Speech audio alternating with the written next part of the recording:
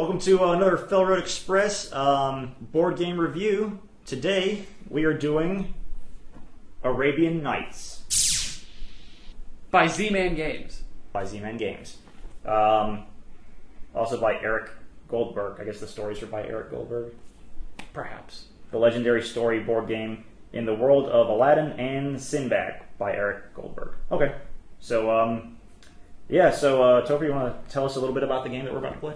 If you've ever read a choose-your-own-adventure book, kind of like, do you go in the cave or do you read the sign? I read the sign. Go to page 42. The sign says whoever reads this sign dies, and their eyes fall out and jump out their body.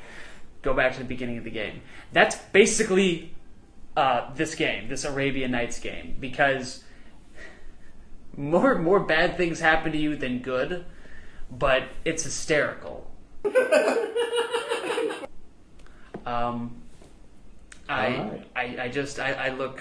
I look forward to sitting down and just doing a full run of this game. And this will be my first time playing, so I look forward to playing it for the first time. Looks interesting. Let's go over the basics of Tales of the Arabian Nights. First, you've got the player's rulebook. Then you've got the interaction matrix. And then you've got the largest portion of the game of all, the storybook. The storybook has over 2,000 paragraphs in it that can alter the destiny of your character. Next, there's the gameplay card. The gameplay card gives you the steps of the game setup and the turn sequence. You have your encounter reaction choices, which will be chosen based on the reaction matrix. You'll also get chips for your character. Your quest chip will be placed wherever your particular quest tells you to go. Your story and destiny tokens are used to track your progress through the game. The destination token represents the destination you have to get to on the map. Your wealth has to do with how far you can travel on land and sea. Finally, there's the two little chips with the number 10 on them. This is your goal. My goal is to get 10 story points and 10 destiny points in order to win the game. No matter what combination you use of these chips, they must equal 20. First, you're going to want to choose your character. Notice that there's the sex symbol on the character's token. That's because, they can change sexes in the middle of the game. You get to choose 3 special abilities for your character. Abilities such as magic, acting in disguise, stealth and stealing, even luck. So many to choose from. Before you start the game, you'll shuffle your 3 decks: encounter, quest, and treasure. As you play the game, depending on what encounters you have, you may get positive or negative status effects. Statuses can include accursed, ensorcelled, even being married. Now that we've set the game up, let's play a full round of the game so you can get a better idea of how the game flows. I need an encounter. Mama gave you arms. Okay. I need paragraph 81. Okay. And, Topher, why don't you go ahead and pick me a number? Alright, so you are on 2 right now. Yep. Damn, I really wanted you to think something else. Okay, you'll come across, we'll give you a 5, so you meet a ghostly beast on Matrix J. So look for ghostly on J. And what are you going to do? I'm going to capture the ghostly beast. Have fun with that. Alright. I totally will. You're going to capture the ghostly beast. 2439 plus or minus. Minus. 2438. Thank you, Judge. You're welcome, Topher. With a shudder you awaken in the night to see the dim, hazy outline of a great horse passing through your camp. You realize that you can see right through the beast. Do you have wilderness lore? No. Do you have magic? Yeah, I do. Would you like to use magic? I would love to use some magic. You realize quickly that this is no mortal creature, but a specter, spelled incorrectly. You essay an enchantment to capture it. Roll 2 dice.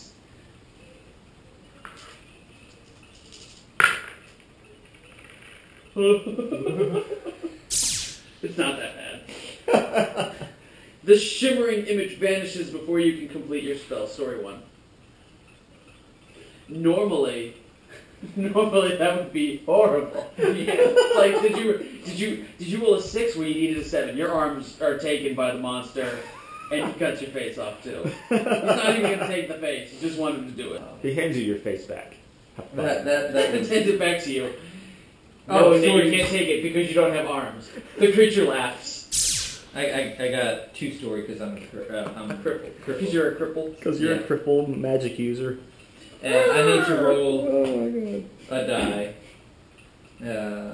If the number I roll is more than 1 point from what was given, I'm no longer at risk. So I need a 3 or less. Nope. 1, 2. I'm in Suchow, and so is Josh. That's a city that's not Baghdad. Oh no! I lost the contest of champions. Probably the worst quest you could get in this game. I'm supposed to be in a city other than Baghdad with at least 2 or more skills than another player. I still have 3. Josh has 5. Adam has 4. I would need to get at least 6. I need to somehow get 3 skills just to beat Adam, who's halfway across the world right now. So, I lose. I lose. Nothing bad happens. At least on this one. It just says, discard this quest and draw another card. And on my turn, I'll find out what that is. It's a good one. Well, it is still your turn. It is still my turn, yes. But do I start on the quest? Sure. The story of stories. Truly, there is no story greater than that of the boy and the djinn and the lamp, which is Aladin. Or of the donkey who could outrun the wind. Or the sultan who became a mere turban maker and then again a sultan. It sounds like Dickens. You know that the entire world loves a good story, and you know that with practice and experience you can shape the story that binds together and surpasses them all. Pile your 3 quest markers on the story point track. Whenever you receive at least 2 story points as a reward in a single encounter, remove 1 marker. When you have claimed all 3 markers, you have the material for the story of stories. And I get a whole bunch of stuff. And I would also get rid of my crippled status. Okay. Okay. Sounds pretty good to me. Alright. So now what does he do? Well, now I just do my encounter. Oh, but you gotta place your stuff on the story counter. I put them on your... Yeah, and so every time I get 2, which means all I have to do right now is get 1 story per encounter, because my crippled status says I double all my story reward points. That's a pretty good quest for you. Finally, it all worked out. Yeah. My fall from grace, where I broke both of my legs and all of my arms, and now I get to advance with the story. Yeah. I may be a potato in human form, but I will have all the story. Do you have magic? No. Okay. I'm dwinking. 2180. Something tickles the back of your throat. Without thinking, you scoop up some water to wash out your mouth. The water here is foul and you spit it out. Story 1. That's it. That's a stupid story. Alright. But you got story. And you gain a skill. And don't you Oh, move I get a up? skill at this point? Don't Great. you automatically move up 2? Yeah, he moved me up. Okay, he did move you. Okay. Alright, so... But what a story to tell when you get home. Man, there was this time I had this tickle and there was a storm outside and I drank some water and I I spit it out. it tasted bad. It so I tasted spit so it out. bad. I'm in pain! Bah! Ah! Ah! That is a story an insane person would tell. Ah! That doesn't make it good. This is called, the quest is called The Story of Stories. For an insane This is person. so much better than the story of Aladdin, guys. Sit down, kids. Let me tell you about this one time I drank some foul water. Oh my god, it was really bad. It was. Oh man, it was so bad. If more than 1 player with enough story and destiny points to win ends their turn in Baghdad during that last turn, the tied player with the most statuses wins. I have Robe of Honor and Respected. I've got Vizier and Married. Okay, so we're tied there. If there is still a tie, the tied player with the most skills wins. I have 8. And I have 7. Topher wins. Alright, Christopher wins because he had 1 more skill point than I did. It's the seduction, man. It's the seduction. Told you. You gotta have seduction. Oh man. Alright, ladies and gentlemen, so that was Arabian Nights. Like Arabian Days, That's more right. often than not. No. We can't use that. Copyright. That's right. No, alright. Okay.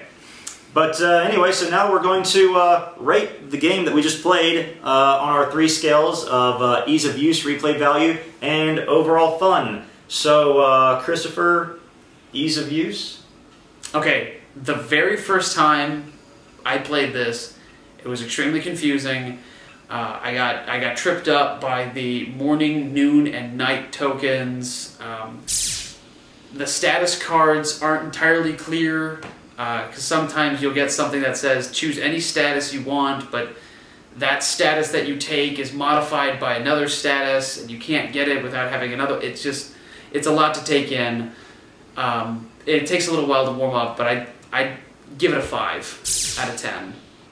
All right, yeah. For ease of use, definitely having people who have played this game a couple times before definitely makes it better for you playing for the first time. But definitely for first-time players, it's going to be a challenging game to learn. But once you learn it, it's really smooth and fun to play. It's worth it. Yeah. So now, replay value. How many different storylines did you say were in the book? The Book of Tales has 2,600 paragraphs in it. About 175 of those are lists for setting up all the different encounters. Beyond that, it is all different things that can happen to you. So that's still about 2,400 some odd paragraphs of just choice. 2,400 choices to make, and each turn you're going to go through 1, maybe 2 of those. So there are so many different storylines you can take. We didn't even go halfway through the quest deck, so we didn't even go through half of the quests. Every time you play the game, it's going to be a new experience, and you can make different choices. Say, there's a beggar. Do I want to rob from the beggar? Do Beat I want to? Yeah. Do you want to attack the beggar? No, seriously, Arabian Nights. You Beat always him. beat the beggar. Yes. Never hire anybody. Never hire someone, because all you're going to do is lose wealth. That's it. But there's also these things called places of power. They have their own separate storylines. You have to get an encounter that leads you to make a decision that allows you to get into the place of power. So, suffice it to say, this entire time that we played, we never made it into a single place of power. So we just got to keep playing. Yeah. And that's something that also adds to the replayability. Simply because there are still places, I own the game, there are places of power I have not been to. Mm-hmm. Yeah. And I've played it dozens of times. It's like playing Chrono Trigger. You can't just do it once. Yeah. So, obviously, we give Tales of Arabian Nights 10 out of 10 in replay value. So, Adam, overall fun. Overall fun for me is definitely at least a 9.5, simply because I love stories, and anytime I can get a board game that incorporates really good story into it, it is an amazing experience for me. Yeah, I'd be willing to give it a 9 or 9.5. We had a lot of fun. The stories are very engaging. It's hilarious. Half of the stories are just hilarious of what happens to you, such as just even just drinking a foul tasting water. Yeah. To create your tale to beat all tales. Yeah. There is one hang-up, though. Probably one reason why I won't give it a 10 is this plays up to 6 players, but with just 3 people, it took us 2 hours to play. Now, It says on the box it takes 120 minutes. That's a fair assertion, except when you get 6 people, you might be looking in the 3 or 4 hour mark, especially if you're trying to teach people how to play. Mm-hmm. And there comes a point when you get people that aren't doing anything for the majority of the time that they're at the board, because there's the reaction matrix that one person is referencing, one person's taking their turn, and another person's reading from the tale of story or the book of stories. But that means there's 3 other people that aren't doing anything except putzing around on their phone. Yeah. And I think if you get too many people, not that there's a requirement to limit it, you could do as many as you want. Yeah. But just be careful, because there might be times when it starts to drag a little. That's the only thing I would say it stops you from being a perfect 10. Yeah. But so if you want to get Arabian Nights, definitely a fun game to play with friends. And that was our rating. So if you enjoyed this board game review, make sure you check out more of our reviews. Check us out on Facebook and Twitter at Failroadexpress and hashtag Failroadexpress. Good game, guys. Good game. Good game. Played the game? Disagree with our ratings? Feel free to post your own ratings in our comment below.